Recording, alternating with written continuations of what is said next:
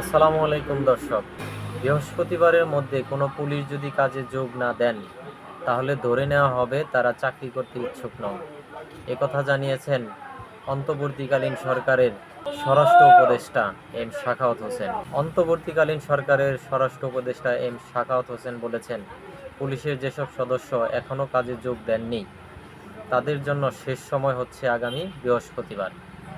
বৃহস্পতিবারের মধ্যে যদি কেউ যোগ না দেন, তাহলে ধরে নেওয়া হবে তারা চাকরিতে ইচ্ছুক নন বা চাকরি করতে তারা চান না। আজ রোববার সচিবালয়ে সাংবাদিকদের প্রশ্নের জবাবে এম সাখাওয়াত হোসেন এমন কথা বলেন। দায়িত্ব নেওয়ার পর আজ প্রথম সচিবালয়ে আসেন তিনি। ছাত্র জনতার আন্দোলনের মুখে প্রধানমন্ত্রীর পদত্যাগ করে 5ই আগস্ট দেশ ছাড়েন শেখ হাসিনা। 8ই আগস্ট ডক্টর মোহাম্মদ ইউনূসকে প্রধান উপদেষ্টা করে গঠন করা হয় অন্তর্বর্তীকালীন সরকার।